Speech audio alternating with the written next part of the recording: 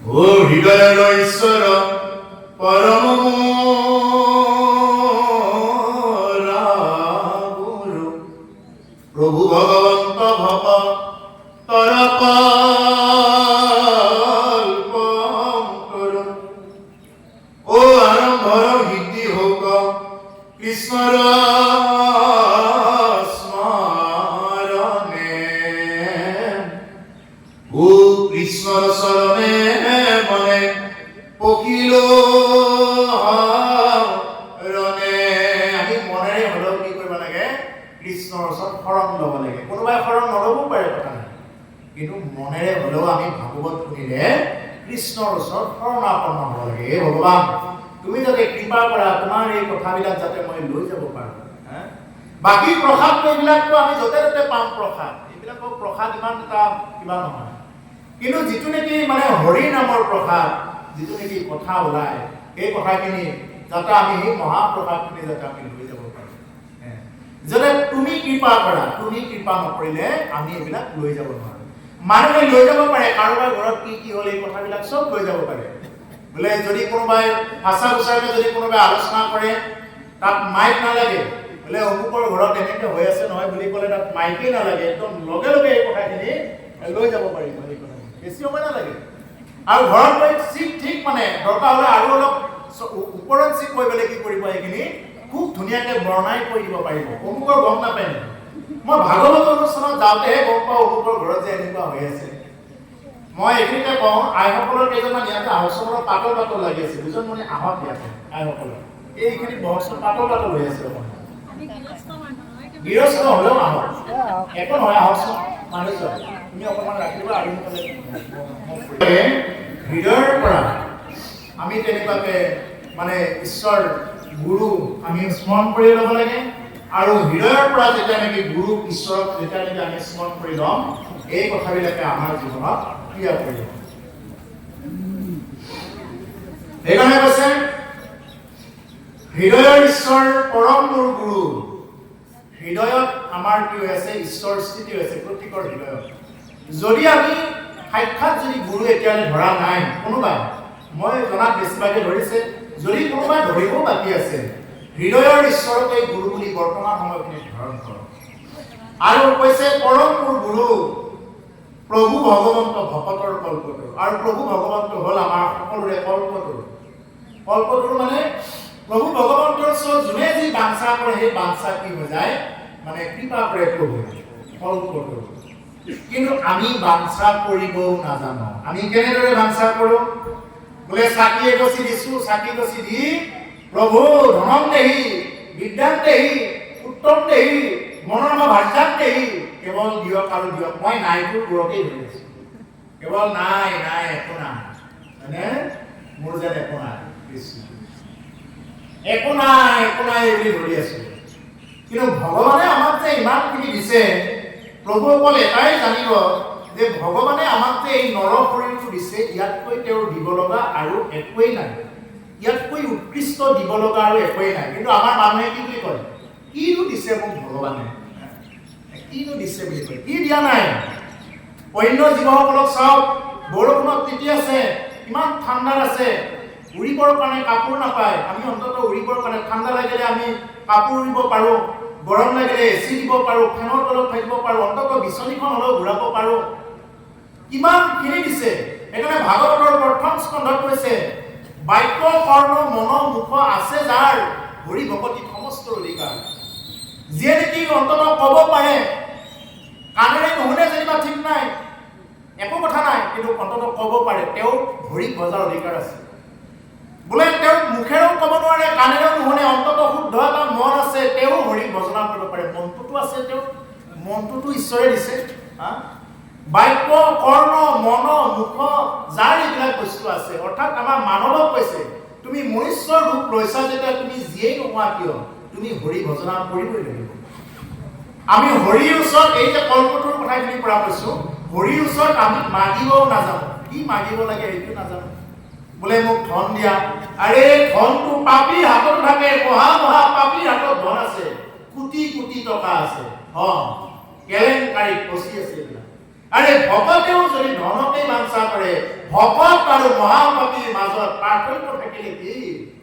যদি এজন ভকতেও ধনৰ বাঞ্ছা কৰে, এজন মহাপাপীও কেৱল ধনৰ বাঞ্ছা কৰি আছে, ভকত আৰু ভকতৰ মাজত থাকিল কি?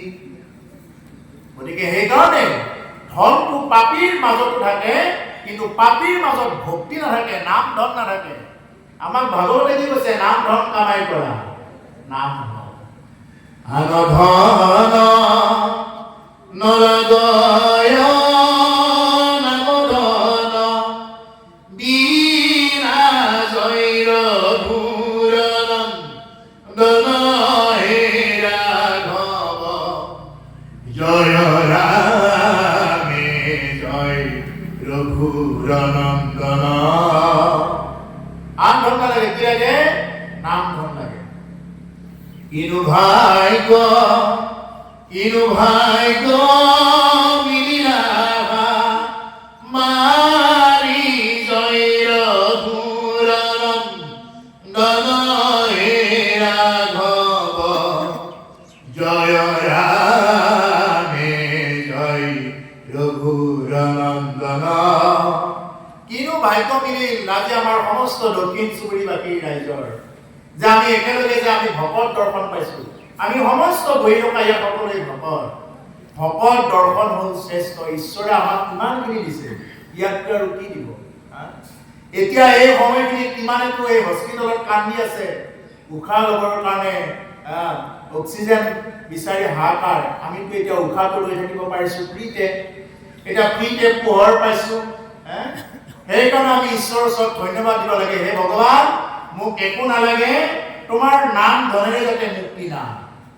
আনধন নলগয় নাম ধন বিনা জৈৰ ঘূৰণম দন হে ৰাঘৱ জয় ৰামে জয় ৰঘুৰনন্দন। হে ভগৱান, মোক একো নালাগে, তোমাৰ নাম ধনেৰে যাতে মোৰ দৰে এটা অধমক যাতে তুমি কিনি লোৱা। এইবুলি আমি ভগৱানৰ ওচৰত প্ৰাৰ্থনা কৰিব লাগে। এইবুলি ভগৱানৰ ওচৰত প্ৰাৰ্থনা কৰিব লাগে। আমি প্ৰাৰ্থনা কৰো কেনেকে? বোলে মোক ইটো লাগে, সিটো লাগে, ধন লাগে, বিদ্যা বুদ্ধি লাগে, আকৌ বিদ্যাৰ কাৰণে এক্সট্ৰাকে দেৱী সৰস্বতী আৰাধনা কৰিছো, বোলে ধন লাগে বুলি এক্সট্ৰাকে লক্ষ্মী দেৱীক আৰাধনা কৰিছো, বোলে মোক শক্তি লাগে বুলি দুৰ্গাক আৰাধনা কৰিছো, বিভিন্ন প্ৰকাৰে কৰি আছো। মানুহে এইটো বুজি নাপায় যে কৃষ্ণ বুলি ক'লে সমস্তৰ পূজা হয়। মহাপুৰুষে কৈছে কৃষ্ণ বুলিলে সমস্তৰ পূজা হয়, পৃথকে পৃথকে বুজিলে কেউ নাপায়, কোনেও নাপায়। আমি ভাতকেইটা যদি এখিনিটো লগাই দিওঁ, হাততো লগাই দিওঁ, ভৰিটো লগাই দিওঁ, চুলিৰ আগতো লগাই দিলে নাপায়। আমি যেতিয়া নেকি ভাতকেইটা থালিৰ পৰা লৈ যেতিয়া নেকি এনেকে খাই দিম, আমাৰ যেতিয়া পাকস্থলীত পৰিব, লগে লগে কৰবাত কেলছিয়াম লাগে, ভিটামিন লাগে, মিনাৰেল লাগে, ভিটামিন B1, B12 যিমান যি লাগে সমস্ত এন্টিঅক্সিডেন্ট গোটাই য'ত য'ত যি লাগে সমস্তখিনি আমাৰ শৰীৰে লৈ ল'ব। কিন্তু আমি ভাগে ভাগে ভগাব নালাগে। কৃষ্ণ বুলি ক'লে সমস্তৰ হয়। আজি এই ঠাইত দক্ষিণ চুবুৰী যি নেকি আমাৰ জ্ঞানজ্যোতি সংঘৰ উদ্যোগত যি অনুষ্ঠান আয়োজন কৰা হৈছে, এই অনুষ্ঠানত যেতিয়া নেকি আমি গুৰু বন্দনা গালো, লগে লগে ইয়াত গংগা, গয়া, কাকি সমস্তবিলাক আহি ইয়াত স্থিতি হৈ আছে। সেইকাৰণে আমি এই অনুষ্ঠানৰ সদায় আমি মৰ্যাদা দি সদায় ৰাখিব লাগে। এবাৰ ভগৱান বিষ্ণুক নাৰদে সুধিছে, হে ভগৱান, আপুনি ক'ত থাকে বুলি কৈছে। আপুনি ক'ত থাকে মই জানিব খুজিছো। তেওঁতো জানে, তথাপি জগতৰ লোকৰ কাৰণে কৈছে। ভগৱানে কৈছে, নাহং তিষ্ঠামি বৈকুণ্ঠে যোগিনাং হৃদয়েন মদ্ভক্তং যত্ৰ গয়ন্তি তত্ৰ তিষ্ঠামি নাৰদ। হে নাৰদ, মোৰ ভকতসকলে য'ত গুণানুকীৰ্তন কৰে মই ততেই থাকো। আজি এই ঠাইত আপোনাসকলৰ দৰে সন্তসকলে ভকতসকলে যি অনুষ্ঠান আয়োজন কৰিছে, এই অনুষ্ঠানত নাহি ভগৱান আৰু বৈকুণ্ঠত থাকিব নোৱাৰে। এই পদপাকি মহাপুৰুষে লিখিছে, ও নাৰদ বিষ্ণু আসন্ত কৈ বৈকুণ্ঠ তুমই নথাকুৰয় যোগীৰ হিয়াই গাই থাকো ভকতৰ কীৰ্তন চাই যাদৱ মাধৱ গৰুৰ কেতু ভকতৰ ভয় ভঞ্জন হেতু। নাৰদত বিষ্ণু আচন্তকৈ কিমান সুন্দৰকৈ আমাৰ মহাপুৰুষ গুৰুজনাই এইটো কি কৰিছে, অনুবাদ কৰিছে, ইমান ধুনীয়াকৈ অনুবাদ কৰিছে এই সংস্কৃতৰ পৰা। নাৰদত বিষ্ণু আচন্তকৈ, নাৰদৰ আগত ভগৱান বিষ্ণুৱে কৈ আছে বৈকুণ্ঠতো মই নাথাকো ৰয়, মই বোলে বৈকুণ্ঠতো নাথাকো। যোগীৰ হিয়া এৰি সমুদায়, মই কোনো যোগী সাধু সন্ত হিয়াটো এনেকুৱাকে স্থিত হৈ নাথাকো। ক'ত থাকো? য'ত মোৰ ভক্তসকলে গুণানুকীৰ্তন কৰে মই তাতেই থাকো। মদ ভক্তাম য়ত্য গায়ন্তি তত্য কৃষ্ণামি নাৰদ, য'ত মোৰ ভক্তসকলে গুণ কীৰ্তন কৰে মই তাতেই থাকো। এতিয়া আজি আপোনালোকে ইয়াতে কৃষ্ণ নাম ৰাম নামৰ যি মহিমা ইয়াত ব্যক্ত কৰিছে, এই অঞ্চলত হৰিনাম ব্যক্ত কৰাৰ লগে লগে ইয়াত যেতিয়া নেকি আজি ৰাতি ইয়াত গুৰু বাদ্য বাজিব, এই বাদ্যবিলাক বজাৰ লগে লগে কি হৈ যাব, ইয়াতে সমস্ত জীৱকুল পৰিত্ৰাণ পাই যাব। অকল মানুহে কিয়, ইয়াতে গছবিলাকে বহু দিনৰ পৰা তপস্বীৰ দৰে ইয়াত একে ঠাইতে ৰৈ আছে। এই গছডালক লক্ষ্য কৰক, নামঘৰৰ সন্মুখত কিমান বছৰৰ পৰা এই গছডালে অপেক্ষা কৰি আছে কৃষ্ণ কথা শুনাৰ কাৰণে। এই সমস্ত গছ বিৰি তৰু তৃণ লতা সমস্ত পোক পতংগ আমি দেখা নেদেখা জীৱ সমস্তই অপেক্ষা কৰি আছে, কিয় যে কৃষ্ণ কথা মনুষ্যৰ মুখৰ পৰা শুনিব, ভকতৰ মুখৰ পৰা কৃষ্ণ কথা শুনিব। আৰু সেইকাৰণে ভকতৰ মুখৰ পৰা যেতিয়া কৃষ্ণ কথা ব্যক্ত হয় লগে লগে ইয়াত সমস্ত জীৱকুলে পৰিত্ৰাণ পায়। জীৱৰ কি হয়, ঊৰ্ধ্বগতি হয়, অধোগতি নহয়। আৰু সেইকাৰণে এটা অঞ্চলত ইমানবিলাক খৰচ কৰি যে ভাগৱত অনুষ্ঠান আয়োজন কৰা হয়, তাৰ মূল কাৰণটোৱে হ'ল এইটো। আজি সংঘৰ যুৱকসকলে এই ভাগৱত অনুষ্ঠান আয়োজন কৰোঁতে তেওঁলোকেহে জানে মানুহৰ ঘৰে ঘৰে ঘূৰি ফুৰোঁতে কিমান কষ্ট।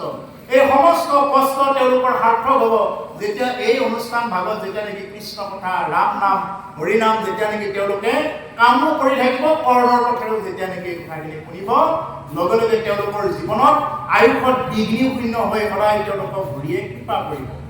গতিকে সেইকাৰণে প্ৰভুসকল আমাক মহাপুৰুষ গুৰুজনাই ইমান সুন্দৰকৈ এইবিলাক দি গৈছে, আমি মাত্ৰ ল'ব লাগে, কিন্তু আমি ল'ব নাজানো। কোনোবাই ক'লেও আমি শুনি ল'ব ইচ্ছা নকৰোঁ, বোলে কৈছে কিনো জানে। আমি ভকত ধৰি লগে লগে হৈ গ'লো। ভকত ধৰি হৈ যোৱাৰ লগে লগে কোনো কথাই তেওঁ ক্ৰিয়া নকৰে, যিমান বেদমন্ত্ৰ উচ্চাৰণ কৰক। ভকতৰ দ্ৰোহী কেতিয়াও হ'ব নালাগে। তেওঁ যোন কণ্ঠৰে ভকত নহওক কিয়, ভকতটো কৰি আছেতো। গতিকে আমি সেইকাৰণে ভকতক কেতিয়াও নিন্দা কৰিব নালাগে, মানুহক কেতিয়াও নিন্দা কৰিব নালাগে। দেখা ভকতজনকে যদি আমি কৃষ্ণ বুলি নকওঁ, দেখাজনকে যদি আমি ৰাম বুলি নকওঁ, নেদেখাজন তোমাৰ আগত প্ৰকট হ'লে তুমি কি বুলি ভক্তি কৰিবা? সেইকাৰণে দেখা ভকতজনক আমি কৃষ্ণ বুলি কওঁ, দেখাৰ লগে লগে কৃষ্ণ। আৰু ভকতক এনেকুৱা ৰূপত চাব লাগে যেন তেওঁ চতুৰ চাৰি বস্ত্ৰ লৈ আহিছে। তেওঁ গুৰুদেৱ নাম ভকত চাৰি বস্তু অংগাংগীভাৱে জড়িত আমাৰ মহাপুৰুষৰ ধৰ্মত। গুৰুদেৱ নাম ভকত চাৰিটো অংগাংগীভাৱে জড়িত। অংগাংগী মানে এটাক এৰি আনটো কেতিয়াও মানে নহয়, নচলে। যেজন গুৰু আমাৰ পৰম গুৰু মাধৱ পুৰুষে কৈ থৈ গৈছে, তাহান্ত বিনাই নাই নাই নাই আমাৰো পৰম গুৰু কোন? জগত গুৰু শ্ৰীমন্ত শংকৰ দেৱ। কৃষ্ণ দেৱ নাম, এই কৃষ্ণ নাম ভকত হ'ল সমস্ত ভকত দিয়া যিমান আছে সমস্ত ভকত। গতিকে এই গুৰুদেৱ নাম ভকতৰ ওচৰত অৰ্পণ কৰিহে আমি খাদ্য প্ৰণালী প্ৰস্তুত কৰোঁতে তেনেকুৱাকৈ আমি যাব লাগে। এইবিলাক গুৰুৱে শিকায়, যিসকলে শৰণ লৈছে। গুৰুদেৱ নাম ভকতক স্মৰণ কৰিয়ে ঘৰৰ পৰা বাহিৰলৈ খোজ দিব লাগে। ঈশ্বৰৰ নাম নোলোৱাকৈ কেতিয়াও ঘৰৰ পৰা এটা খোজো নিদিব। যিসকলে শুনি আছে, যিসকল আজি ইয়াত উদীয়মান প্ৰজন্ম অনেক আছে, গালে কাষে হ'লেও সকলোকে কৈছোঁ যে ঈশ্বৰৰ নাম নোলোৱাকৈ এটাও খোজ নিদিব। প্ৰভু ভগৱন্তৰ নাম যেতিয়া লৈ খোজ দিব, বিঘ্নিৰ মূৰত ভৰি থৈ হৰি গুণে নাচিব পাৰিব তেতিয়া। নহ'লে কিন্তু আপুনি বিধিৰ কিংকৰ হৈ চলিব। ভকত হ'ল অবিধি কিংকৰ প্ৰভু। এইটো খুব তত্ত্ব কথা। ভকত হ'ল অবিধি কিংকৰ আৰু বিধিৰ কিংকৰ কোনবিলাক? যিবিলাকে নেকি সদায় মানে বিধিৰ কিংকৰ, এই যে হাতত যে গ্ৰহ নক্ষত্ৰৰ আঙুঠি পিন্ধিব লগা হয়, জাপ ল'ব লগা হয়, তাবিজ ল'ব লগা হয়, এইবিলাক হ'ল কিহৰ? এইবিলাক বিধিৰ কিংকৰ। ধৰিব তেওঁলোকক, যদি ভক্তি নকৰে তেওঁলোকক ধৰাটো খুব ওচৰ কথা, ধৰিবই। কাৰণ ভক্তি কৰা নাই, কৃষ্ণ নাম লোৱা নাই, ৰাম নাম লোৱা নাই। আৰু যদি ৰাম নাম লোৱা, কৃষ্ণ নাম লোৱা, প্ৰভুসকল মই এনেই ক'ব লাগে কাৰণে বুঢ়াই দিছে, কৈ আছো এনেই ক'ব লাগে কাৰণে কোৱা নাই। জীৱনৰ অভিজ্ঞতাৰ ফালৰ পৰা কৈছো, মহাপুৰুষ মাধৱ গুৰুজনাই ইমান সুন্দৰকৈ স্পষ্টকৈ কৈছে যে চিন্তা কৰিব নালাগে, খালি ৰাম নাম কৃষ্ণ নাম জপ কৰা। কিন্তু আমি তাতে আমি কি কৰি থাকো, সন্দেহ কৰি থাকো। যিটো জনে শুদ্ধভাৱে হৰিৰ কীৰ্তন কৰে, হৰি পুৰোহিত কৰি আছে, বিঘিৰ মুণ্ডত হৰিৰ কৃপা যিটো বিঘিৰ মুণ্ডত ভৰি দিয়া হৰি গুণ গায় আছে। কোনে নাচিব পাৰে বিঘিৰ মূৰত ভৰি ধৰি হৰি গুণ গায়? কোনে? একান্ত ভকতে নাচিব পাৰে, অভকতে নাচিব নোৱাৰে। অভকতৰ কাৰণে সদায় তেওঁ বেজৰ ওচৰত যাব লাগিব, তেওঁ কোনোবাই ঔষধ নকৰা নহয়, কৰিব। কিন্তু বিশ্বাস ৰাখক, যদি আপুনি কৃষ্ণ নাম ৰাম নাম যেতিয়াৰ পৰা ল'ব আৰম্ভ কৰিব, তেতিয়াৰ পৰা আপুনি এইবিলাকৰ প্ৰতি গুৰুত্ব দিব নালাগে। সেইকাৰণে ভাগৱত পাঠত বহুতে পাঠক, ব্যাখ্যাকাৰ বা যিসকল ভক্তিৰ মাৰ্গত অলপ চলিব খোজে, তেওঁলোকে হাতত কোনো ধৰণৰ গ্ৰহৰ আঙুঠি, সোণৰ কিবা কিবি এইবিলাক পৰিধান কৰিব নালাগে। সেইকাৰণে নাপায়। কাৰণটো সেইটোৱেই। কাৰণ তেওঁ যদি নামৰ ওপৰতে বিশ্বাস নাই, তেওঁ যদি ইতিমধ্যে গ্ৰহৰ ওপৰতে বিশ্বাস হৈছে, তেতিয়া কি হ'ব? আৰু আজিকালি মোবাইলত খুব ভাইৰেল, মানুহক পগলা কৰিছে বাস্তু শাস্ত্ৰ। এনেকুৱাকৈ পগলা কৰিছে বাস্তু শাস্ত্ৰ, বোলে মই ঘৰটো কোনপিনে বহুৱাম, বাথৰুম কোনপিনে বহুৱাম, পাকঘৰ কোনপিনে বহুৱাম, দিশ চাই চাই। মই এইটো স্পষ্ট কৰি দিছো, যাৰ বাস্তৱ ঠিক নাই তাক বাস্তুৱে কাম নকৰে। আগতে বাস্তৱটো ঠিক কৰক। বাস্তৱটো যি মানুহৰ ঠিক হ'ব, তেওঁৰ বাস্তুৱে কোনো ধৰণৰ তেওঁৰ ওপৰত ক্ৰিয়া কৰিব নোৱাৰে। আৰু যাৰ বাস্তৱেই ঠিক নহয়, তেওঁক বাস্তুৱে ক্ৰিয়া কৰিবই কৰিব। আপোনাৰ ঘৰৰ চাবি কোচা আপুনি আজি থলে অ'ত, কালি থলে ত'ত, বিচাৰি ফুৰিব, হাহাকাৰ লাগিব, ঘৰত গণ্ডগোল লাগি যাব। চাবি কোচা বিচাৰি ফুৰোতে ক'ৰবাত পিছলি পৰি গ'ল, লগে লগে মনত ভাৱ আহিল বাস্তুৰ কাৰণে পিছল খালো। আপুনি চাবি কোচা য'ত আছে ত'তে পোৱাকৈ থৈ দিয়ক। মেইন কথাটো সেইটোৱে। বোলে পানীৰ এই ফ্লাস্কটো য'ত থম মই একদম হাত দিয়ে যাতে মই পাওঁ, এই স্থানত থৈ দিয়ক। এই হ'ল বাস্তু। কিন্তু তাতে যদি কোনোবাই গ্ৰহৰ গতিবিধি মিলাই মিলাই যদি বাস্তু কৰিব যায়, মোবাইলত এনেকুৱাকে বাস্তু দি আছে, মানুহক পাগল কৰি দিছে। মই তেওঁলোকক আজি এই মঞ্চৰ পৰাই কৈছো, যাৰ বাস্তৱ ঠিক নাই তেওঁক বাস্তুৱে কোনো কাৰণত একো কৰি দিব নোৱাৰে। সেইকাৰণে হৰিনাম কৃষ্ণ নাম ল'ব লাগে, ৰাম নাম ল'ব লাগে। কিন্তু মানুহৰ নামত বিশ্বাস নাই। ক'ত বিশ্বাস? পানীত বিশ্বাস। কোনোবাই যদি অকণমান ঝাৰা পানী মাৰি দিয়ে, পানীত খুব বিশ্বাস, মানুহৰ নামত বিশ্বাস নাই। কোনোবাই যদি পানী অলপ ছটিয়াই দিয়ে, ওম পবিত্ৰ হও পবিত্ৰ বা সৰ্বাৱস্থান গতু পিবা ইয় স্মৰে পুনৰিকাক্ষং বাৰ্ষাই ভন্তৰং সুচি, এই বুলি যদি কোনোবাই পানী ছটিয়াই দিয়ে, এই মানুহৰ পানীত খুব বিশ্বাস, মানুহৰ নামত বিশ্বাস নাই। মানুহৰ তাবিজত বিশ্বাস, মানুহৰ নামত বিশ্বাস নাই। এবাৰ যদি নাম লয় আপোনাৰ সমস্ত বিলাক মিটি যাব, মাটিৰ লগত মিলি যাব, এইবিলাক একো নালাগে। গতিকে নামৰ ওপৰত ল'ব লাগে। এই যে পানীখিনি দি আছিল, কি কৈছিলে? ওম অপবিত্ৰ হও পবিত্ৰ বা, তুমি অপবিত্ৰই হোৱা বা পবিত্ৰই হোৱা, সৰ্বাৱস্থান গতু পিবা, তুমি যি অৱস্থাতে নাথাকা কিয়, ইয় স্মৰে পুণ্ডৰীকাক্ষ, তুমি পুণ্ডৰীকাক্ষ প্ৰভু ভগৱন্ত কৃষ্ণক স্মৰণ কৰা, বাৰ্ষাই ভন্তৰং সুচি, তেতিয়াহে তুমি বাহিৰে ভিতৰে সুচি হবা।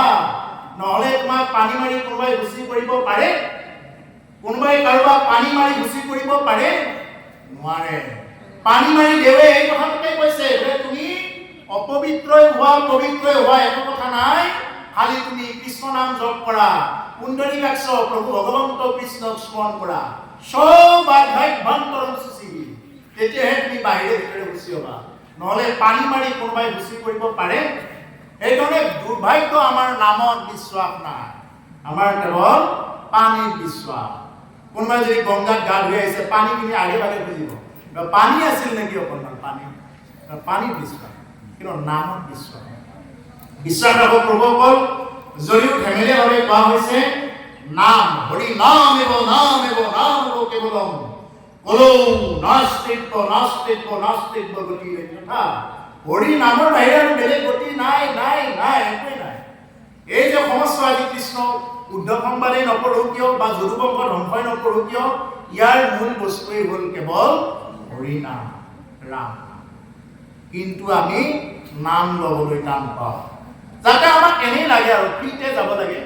মানুহ কিছুমান চাবচোন এনেই এলেহুৱা, ফ্ৰীতে এনেই টকা পাব লাগে, এনেই ফ্ৰীতে চব ফ্ৰীতে লাগে আৰু এনেই লাগে, কিন্তু সাধনা কৰিব নোখোজে। মই এইখিনিতেই কওঁ, যদি আমি ধৰ্ম কৰিব পৰা নাই, যদি অধৰ্ম বাদ দিব পৰা নাই, কিন্তু ধৰ্মও যাতে আমি বাদ নিদিওঁ জীৱনৰ পৰা, এইটো মোৰ এটা অনুৰোধে থাকিব, আজ্ঞা নহয়, অনুৰোধ। মানে যদি আমি জীৱনত অধৰ্ম কি বাদ দিব পৰা নাই, অধৰ্মবিলাক যদি আমাৰ জীৱনৰ পৰা এৰাই চলিব পৰা নাই, তেতিয়াহ'লে যাতে আমি ধৰ্মটো যাতে আমি লগত লৈ থাকোঁ। থাককচোন বাৰু, অধৰ্মৰ আৰু ধৰ্মৰ পাল্লাখনত কোনখনত কি উঠে দেখা যাওক। মানুহে একেদিন ভাল হ'ব নোৱাৰে, লাহে লাহে শুদ্ধ হৈ গৈ থাকিব।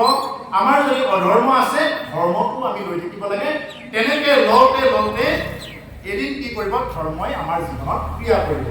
গতিকে সেইকাৰণে যিসকলে ধৰ্মৰ লাইনত একেবাৰে অহা নাই বা আহিবৰ কাৰণে চেষ্টা কৰি আছে, মই তেওঁলোককহে উদ্দেশ্য কৰি কৈছোঁ যে তেওঁলোকে যদি ধৰ্মটো যদি মানে কৰিব পৰা নাই, অধৰ্মটো যদি বাদ দিব পৰা নাই, অৰ্থাৎ তেওঁ একদম যিকোনো বস্তু খাই আছে, য'তে ত'তে ঘূৰি আছে, বোলে শৰণ ল'ব পৰা নাই, ঠিক আছে, শৰণ নল'লেও তুমি ৰাম নাম কৃষ্ণ নাম লৈ থাকাচোন, এনেই তোমাক ভগৱন্তই ক্ৰিয়া কৰিব, এনেই ক্ৰিয়া কৰিব। আৰু সেই ক্ৰিয়াতে তোমাৰ গতি এনেকুৱাকৈ আহিব জীৱনত, সেইটো মানে আজিৰ কথাখিনি পিছত মনত কৰিব। গতিকে সেইকাৰণে আমি সময় থাকোঁতে কি কৰিব লাগে, ৰাম নাম কৃষ্ণ নাম। হে ৰাম পৰ পৰ জোৰে বুদ্ধ জনয় ভিনন্দা, ও নপৰিব পদত দুখন বেটি নিন্দা, এৰা মানি কৰ পখাৰে কাছৰ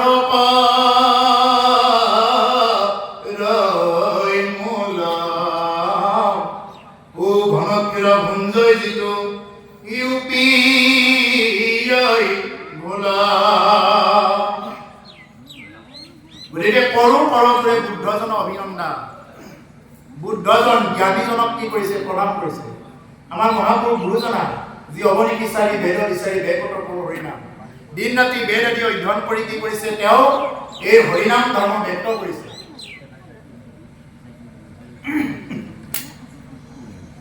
তেওঁ কি কৰিছে, এতিয়া সমস্ত জ্ঞানীজন বুদ্ধজনৰ ওচৰত প্ৰাৰ্থনা কৰিছে, নকৰিবা পদত দুখন দেখি নন্দা।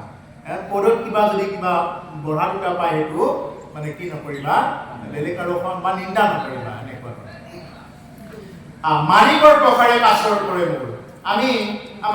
আমি মানিকটো কি ল'ব নাজানো, আমি মানিকটো আমি কি কৰোঁ, আমি কাছতে আমি বিক্ৰী যাওঁ। তাৰমানে কথাটো কি অৰ্থ, আমি ভগৱানৰ পৰা কি ল'ব লাগে আমি এইটোৱে চাব লাগে, আমি কিন্তু কাছতেই বিক্ৰী কৰোঁ। অৰ্থাৎ এনেধৰণৰ ভাগৱতে যে নামৰ কথা কৈছে, নামত আমাৰ কথাখিনি এতিয়া অহাই নাই। আমাৰ কথাখিনি হ'ল অমুকৰ মাক কোন আছিলে, অমুকৰ বাপেক কোন আছিলে, আমাৰ কথাখিনি হ'ল তাতেহে এতিয়া। সেইকাৰণে কৈছে যে এই মানিকটো যি দেখি ল'ব লাগে, ভাগৱতৰ পৰা যি মহা মানিক ল'ব লাগে, আমি যাতে কাছৰ কাৰণে যাতে আমি এইটো বিক্ৰী কৰি নিদিওঁ। আমি কিবা অকণমান সৰু ল'ৰাক ভুলোৱাৰ নিচিনাই হ'ব। সৰু বাচ্চাবিলাকক চাবচোন বাৰু, ইয়াতে কান্দি দিব, কান্দাৰ লগে লগে কিবা এটা চকলেট দিব, চকলেট দিয়াৰ লগে লগে বাচ্চাটো ঠাণ্ডা কৰিব। আৰু তুমি যদি সদায় কান্দি থাকা, ভগৱানক পাবৰ কাৰণে ভগৱানে দেখা দিব বাধ্য হৈ যাব। কিন্তু আমি কি কৰোঁ, আমি কিবা অকণমান পালোঁ নহয়, ভোক আৰু নালাগে আৰু হৈছে আৰু ঈশ্বৰ পাই যোৱাৰ নিচিনা হৈ যায়। নহয়, আমি এইকাৰণে নিজক বিক্ৰী কৰি দিয়াৰ নিচিনা হয়। আমি কাছৰ কাৰণে আমি নিজৰ মানিক ৰূপী এই মহামূল্যৱান জীৱন, এই জীৱনটো আমি কি কৰা হয়, বিক্ৰী কৰি দিয়াৰ নিচিনা হয়। গতিকে এই জীৱনটো বাৰ বাৰ পোৱা নাযায়, এই জীৱনটো বাৰ বাৰ পোৱা নাযায়, আৰু কেতিয়া মৰণ হয় কোনেও নাজানে। এই আমাৰ ফটোখন দি ৰাখিছে নহয় জুবিন গাৰ্গ ডাঙৰীয়া, তেওঁ কিছুদিন আগত আমাৰ মাজৰ পৰা মানে নোহোৱা হৈ গ'ল যদিও তেওঁৰ গানবিলাক আমাৰ মাজত আছে। তেওঁ কি কৈ গৈছে, আজি হাঁহি আছো কবতো নোৱাৰো, আজি হাঁহি আছো কবতো নোৱাৰো, কালি বা কি আছে হাই কপালতে, কালি বা কি আছে হাই। আজি আমি হাঁহি মাতি আছো, কথা কৈ আছো, কালি কি হয় কোনে জানে? আজি আমি হাঁহি আছো, কথা কৈ আছো, নাজানো হাতে বাটে কৈতে মিলয় মৰণ, হাততহে মিলে নে বাটতহে মিলে আমাৰ মৰণটো আমি কোনেও নাজানো। গতিকে সেইকাৰণে আজি হাঁহি আছো ক'বতো নোৱাৰো, কালি বা কি আছে, কালি কি হয় নাজানো কাৰণেতো আমি কি কৰিব লাগে? নাম ল'ব লাগে আৰু একো চৰা লাগে। দেশৰ ভৰসা নাই বুজিছানে নাই, দেশৰ ভৰসা নাই বুজিছানে নাই, আজি হাঁহি আছো ক'বতো নোৱাৰো, আজি হাঁহি আছো ক'বতো নোৱাৰো, কালি বা কি আছে ভাই কপালতে, কালি বা কি আছে ভাই, কালি কি আছে আমাৰ কপালত আমি কোনেও নাজানো। আমি মৰিলে কোনে কান্দিব? হাত সকলোৱে গুণ পকাইব, বংশ কোনে চকুলো টুকিব। কিয় টুকিব? আৰু ঘূৰি নাহো বুলিহে চকুলো টুকিব। আৰু যদি একমাহমান থাকি, একমাহমান বডিটো পৰি থাকি আকৌ ঘূৰি আহিম বুলি যদি ভাবিলে হয়, কোনেও নাকান্দে। চাবচোন, সেইকাৰণে কৈছে হাত সকলোৱে গুণ পকাইব, বংশ কুটুমে চকুলো টুকিব, আৰু ঘূৰি নাহো বুলি, আৰু ঘূৰি নাহো বুলি, তুলসীৰ তলতে চাকি গছ জ্বলাব, তুলসীৰ তলতে চাকি গছ জ্বলাব, চিকিমিকি গধূলি মোৰ মনায়, চিকিমিকি গধূলি। কিয় কান্দিব হাত সকলোৱে? আৰু ঘূৰি নাহো বুলি। আৰু ঘূৰি নাহো কাৰণে আমাৰ হাত সকলোৱে কান্দিব, নহলে কান্দে? জীয়াই থাকোঁতে তোমাক সন্মান দিয়া নাই আৰু মৰাৰ পিছত কোনে কান্দে? কিন্তু তুমি যে আৰু ঘূৰি নাহা সেইকাৰণেহে তোমাক কান্দিব। যদি এটা বছৰ পিছত আকৌ ঘূৰি আহিব বুলি জানিলেহেঁতেন তেতিয়াহ'লে ইয়াত কোনেও নাকান্দে, কোনেও কাৰো কাৰণে নাকান্দে।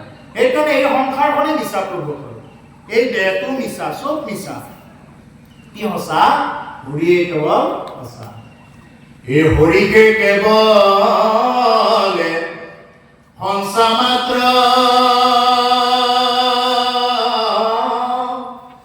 ৰাম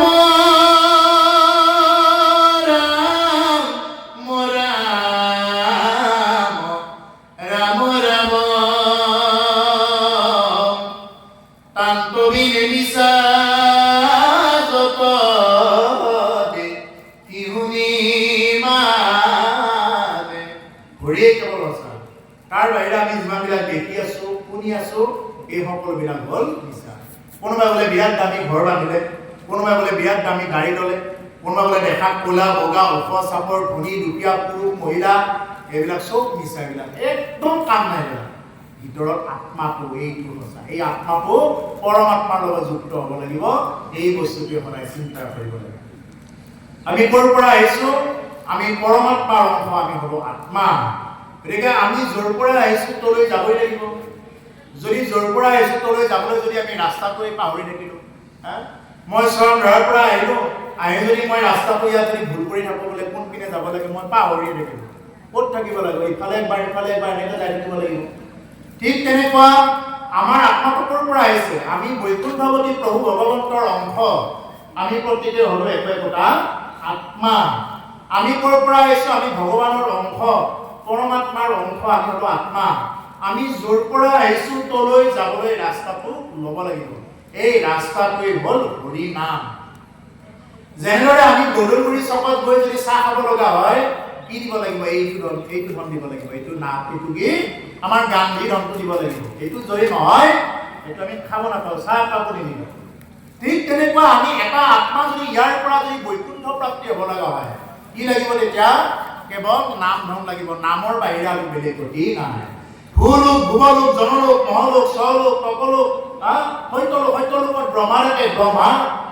ব্ৰহ্মাৰ ওপৰত কি আছে? বৈকুণ্ঠ।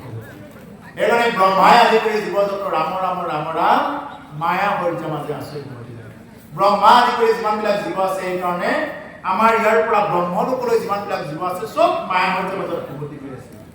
গতিকে সেইকাৰণে প্ৰভুসকল, আমি এই মায়াৰ মাজতে আছো, মায়াৰ মাজত থাকিও যাতে আমি পদুম ফুলৰ পাতটো বা কলিটোৰ দৰে হয়, আজিৰ দৰে যাতে আমি মাজে সময়ে যদি কৃষ্ণ কথা শ্ৰৱণ কীৰ্তন কৰিব পাৰোঁ। পদুম ফুলৰ পাতটো বা কলিটো কিয় কোৱা হৈছে? পদুম ফুলৰ পাতটো কলিটো বোকাতেই জন্ম, পানীতেই জন্ম, তাৰ গাত বোকা আৰু পানী লাগি থাকে। আৰু আমিও সংসাৰৰ মায়া মোহৰ মাজতে জন্ম, আমাৰ গাত যাতে মায়া আৰু মোহ লাগি নাথাকে। এতিয়া আজি আমি ইয়াতে আহিছোঁ, ইয়াতে আহোঁতে এইখিনি সময়ত কি নাই? আমাৰ মায়া মোহ এইখিনি সময়ত লাগি থকা নাই। এইখিনি সময়ত আমি কিবা বেলেগ ধান্দা কৰি থকা নাই। এইখিনি সময় আমি কি কৰি আছোঁ? প্ৰভু ভগৱন্তক চিন্তা কৰি আছোঁ। গতিকে সেইকাৰণে এনেকুৱাকৈ যাতে আমি মাজে সময়ে যাতে আমি মানে পদুম ফুলৰ পাতটোৰ দৰে সংসাৰত থাকিও যাতে আমি সংসাৰী নহয়, এনেকুৱাকৈ যাতে আমি থাকিব পাৰোঁ, এইটোৱেই হ'ল ভক্তিৰ শ্ৰেষ্ঠ লক্ষণ। মোৰ বহুত দামী ঘৰ আছে, থাকিও যেন মই নাই, মোৰ যেন একোৱেই নাই, এই বুলি ভাবি ল'ব পৰাটোৱেই হ'ল ভক্তিৰ প্ৰথম অৱস্থা বৈৰাগ্য। ভক্তি কৰিলে এই বৈৰাগ্যতা আহিব লাগিব। আপুনি বিৰাট দামী বিল্ডিঙত থাকিব পাৰে, কিন্তু মনত এই ভাৱটো লাগিব এইবিলাক মোৰ নহয়, এইবিলাক চব ঈশ্বৰৰ। বহুত দামী গাড়ী ধৰিব পাৰে, কিন্তু ভগৱান এইবিলাক মোৰ নহয়, এইবিলাক চব তোমাৰ ইচ্ছা, এই বুলি ল'ব লাগিব। এইটো হ'ল বৈৰাগ্য। মই ইচ্ছা কৰিলে চব খাব পাৰোঁ, কিন্তু মই খোৱা নাই, এই হ'ল বৈৰাগ্য। বৈৰাগ্যতা আহিব লাগিব।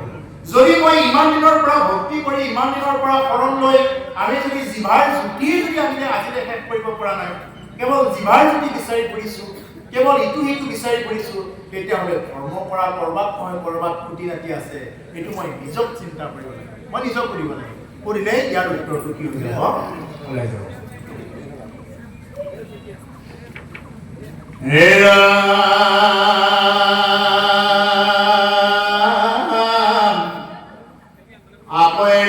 কৰ্ম কৰে যিটো প্ৰাণী কৃষ্ণ, এই কথা ভাবো কয় আপোনাৰ চিন্তাহিত, সমস্ত ধৰ্মৰ ৰাজা কৃষ্ণৰ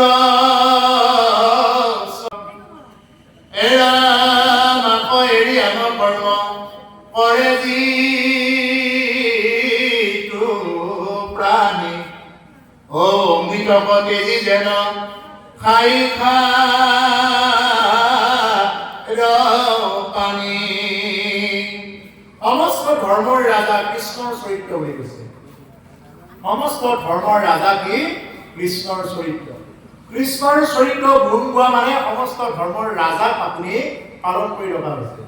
আৰু ৰাজাই যেতিয়া নিৰ্দেশ দিছে তাক আৰু বেলেগ চিন্তা কৰিব নালাগে, বেলেগে আৰু আমি কিবা কৰিব নালাগে, উপাসনা কৰিব নালাগে। একম এবা দ্বিতীয়কম ব্ৰহ্মপুত্ৰ, একম এবা দ্বিতীয়কম, এজনৰ বাহিৰে দ্বিতীয়জন নাই। সেইকাৰণে মহান লোকসকলে যি পন্থা আমাক দেখুৱাইছে, শংকৰ মাধৱে আমাক যি পন্থা দেখুৱাইছে, আমি সেই পন্থাৰে যাব লাগে। ইয়াৰ বাহিৰত আমি বেলেগকে আৰু আমি চিন্তা কৰিব নালাগে। শংকৰ মাধৱ অভেৰ ঈশ্বৰ, গুৰু নাহিল কৃপৰ, দুহানো নামক কীৰ্তন কৰিয়া কৃত্য হয়। দুইজন গুৰুৱে আমাক যি পথ দেখুৱালে, এই পথে হ'ল আমাৰ সকলোতকৈ শ্ৰেষ্ঠ পথ। শংকৰ মাধৱে আমাক যি বাণী দি গ'ল, এনেকুৱা বাণী আৰু দ্বিতীয়জনে কি কৰিব পৰা নাই, এনেকুৱাকে দিব পৰা নাই। সমস্ত বাণী, সমস্ত সাৰ মন্থন কৰি কি কৰিছে, তেওঁ লিখিছে, গুণমালা দিছে। ঐ তুমি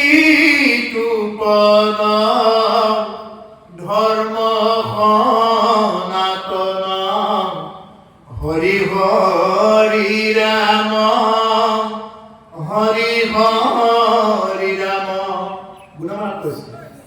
অমেঘে কীৰ্তন কৰে সাধুজন, হৰি হৰি ৰাম, হৰি হৰি ৰাম। ও হৰি হৰি ৰাম, হৰি হৰি ৰাম। গুণমালা কীৰ্তন কৰিলে খুব সুন্দৰ লাগে। গুণমালা কীৰ্তন যি ঈশ্বৰৰ বাংময় ৰূপ বুলি কয়। গুণমালা কীৰ্তন একদম যেতিয়া নেকি শংখ ঘণ্টা তাল খোল লৈ যেতিয়া নেকি কীৰ্তন কৰা যাব, মানুহ হৰি হৰি ৰাম, হৰি হৰি ৰাম। এজন মানুহে এটা পদত 6 বাৰ উচ্চাৰণ কৰিব।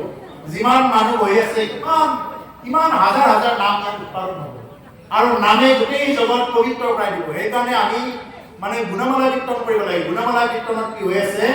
হৰি নামৰ ধাৰা জড়িত আছে। কেৱল নাম, কেৱল নাম। যি মহাপুৰুষে নামৰ কথা কৈ গৈছে। ইটো বিতুপন ধৰ্ম সনাতন আকাশে কীৰ্তন কৰে সাধুজন।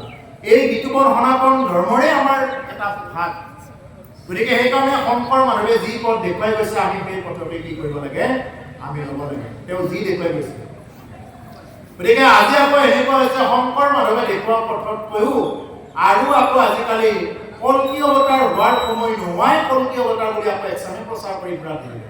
এইটো আকৌ ওলাইছে বোলে কল্কি অৱতাৰ এতিয়া 4,32,000 বছৰৰ পিছত ভাগৱততে আছে, দুলৰি দ্বাদশ স্কন্ধৰ ধৰিতে আছে।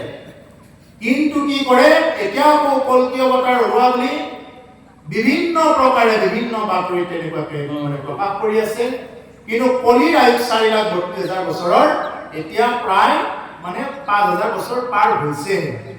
এতিয়া কলিৰ আয়ু মানে বহুতখিনি বাকী আছে। গতিকে সেইকাৰণে বিভিন্ন প্ৰকাৰৰ বহিৰাগত কিছুমান, মই বেপাৰী শব্দটোৱে কৈছোঁ, ভাল পালেও বেয়া পালেও উপায় নাই, তেনেকুৱা ধৰণে কি কৰি থাকে, বিভিন্ন প্ৰকাৰে তেওঁলোকে চৰ্চা চলাই আছে। কিন্তু মই এইটোৱে কওঁ, যদি বিশ্বাস নহয় ভাগৱতৰ পৌণ্ডৱৰ চৰিত্ৰখিনি চাই ল'ব। নকলি কৃষ্ণক ভজনা কৰিলে কি হয়, আচল কৃষ্ণক ভজনা কৰক, আচল ৰামক উপাসনা কৰক। নকল কৃষ্ণক ভজনা কৰিলে কি হয়, পৌণ্ডৱৰ কি হৈছে বা তেওঁৰ লগত থকা সাংগু পাংগুবিলাকৰ কি হৈছে, যদি বিশ্বাস নহয় ভাগৱততে আছে, তাৰ পৰা চাই লওক। গতিকে সেইকাৰণে আমাক যি নেকি ঈশ্বৰ কৃষ্ণ, কেৱল কৃষ্ণ বুলি ক'লে কেৱল দৈৱকী নন্দন কৃষ্ণ, ইয়াত অন্য কৃষ্ণৰ কথাই নাই। দৈৱকী নন্দন কৃষ্ণই যি নেকি আমাক দেখুৱাই দিছে বা শংকৰ মাধৱে যি নেকি আমাক পথ দেখুৱাই দিছে, এই পথকে আমি কি কৰিব লাগে, ল'ব লাগে।